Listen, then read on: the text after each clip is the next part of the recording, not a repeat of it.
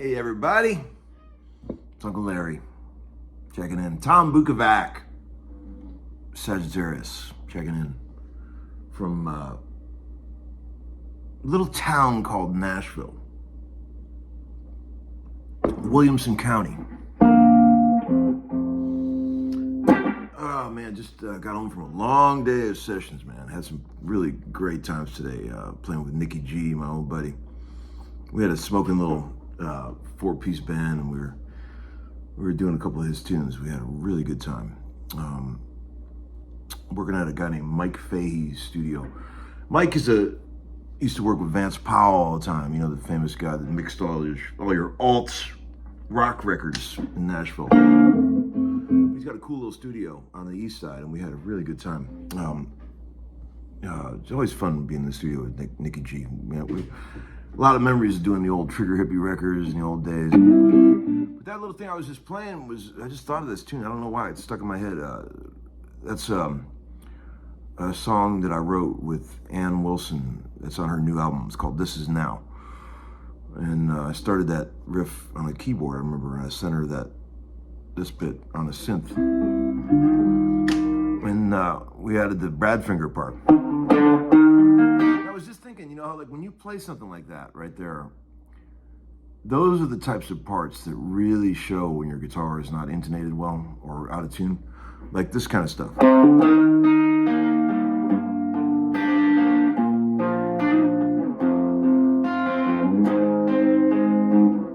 kind of stuff. Old English arpeggio rock, before guys knew how to use capos, you know.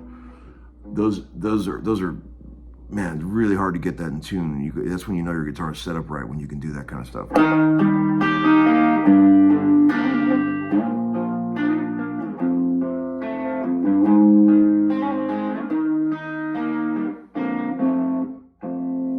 And also, too, those are the kind of things that a lot of guitar players don't get in tune with their left hand.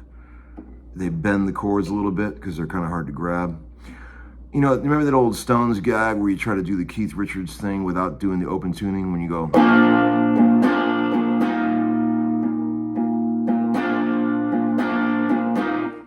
That's really hard to get in tune on any guitar, as anybody who's played in bar bands knows out there. I mean, that's really hard.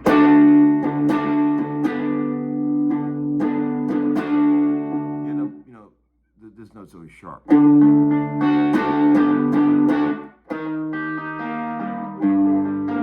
That kind of guitar playing right there, like those sort of pre-capo bar chordy parts that people would put on British rock albums back in the 70s. I really miss that. That's a great sound.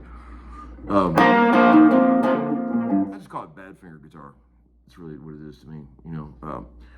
But today is the day if you want to buy some gear, people. I've got 4 items for sale in Uncle Larry's garage sale. There's some heavy hitter stuff today, people. So if you're holding out for the Bad Monkey pedal or something in the lower budget range, this may not be your garage sale. This is for the little more serious collector out there. I got a couple things. There's a couple nice things. But if you don't want to buy any high dollar old gear, you can stop now. You can click off. And thanks for all the kind words about my recent videos, about me singing the Blues Man and all that stuff. You guys, you know, I appreciate you. None of you are ever going to be talking me into the fact that I can actually sing, because I know I can't. But it's sure it's fun to try once in a while, especially when I get a good buzz on. I want to get my old country music going. All right, friends.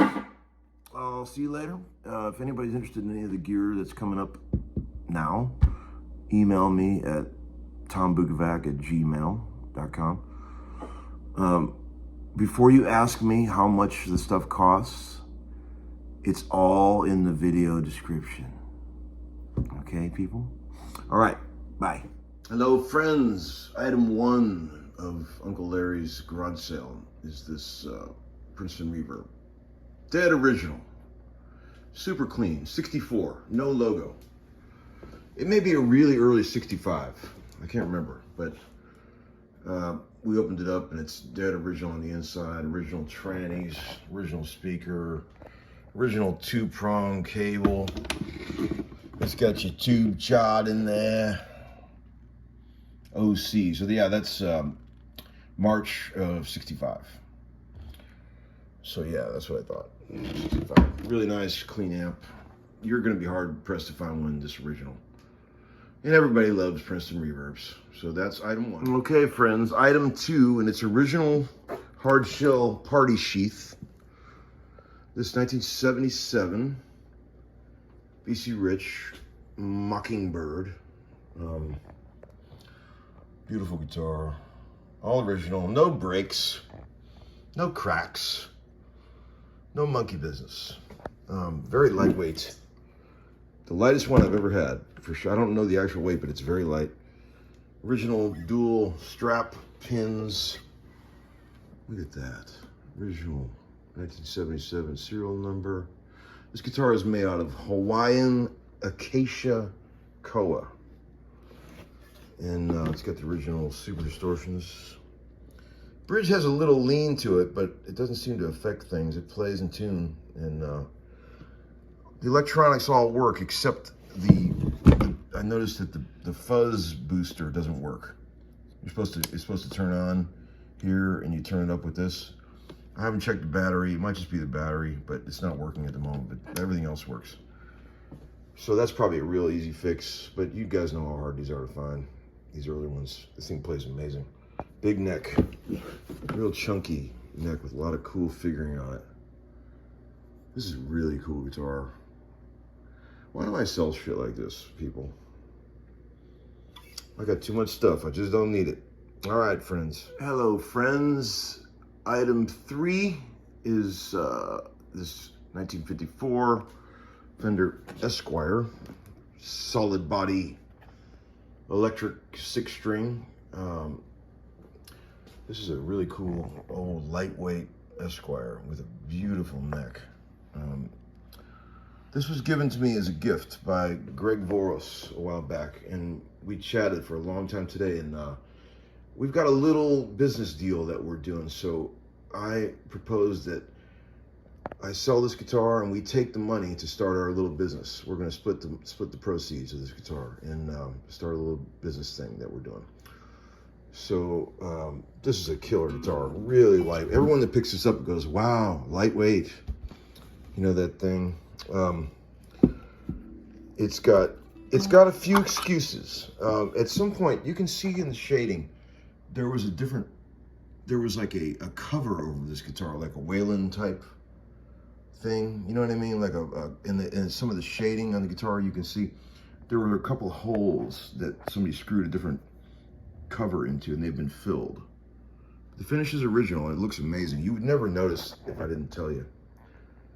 When I first bought the guitar, or when Greg first gave it to me, it had this guard on it, the original white guard. But that's included as well. But he found this original black guard. This is a real one, and we put this on there. That guard alone was worth $5,000. And the pickup is from a 1960 Telly Custom, original wind. Callahan saddles, original Esquire wiring at this point, beautifully refretted. Just, you know, nice finish still on the back of the neck. It's not all worn off. Original serial number and all that. This is a killer guitar. So yes, it has a few excuses. It's a player grade, but I wouldn't call it a chopper. You know what I mean? It's got a few issues, but it's not quite chopper range at this point. But great old Esquire. Sounds amazing. You guys have heard it on plenty of homeschooling shows. At one point, I did have it set up as a Telly, and you know these are already routed for a neck pickup anyway, so I didn't have to route anything on the inside. So, but I thought it was cool to go back to Esquire on this. So that's where it's at. Okay, and for your viewing enjoyment, item 4, an original DigiTech Whammy pedal.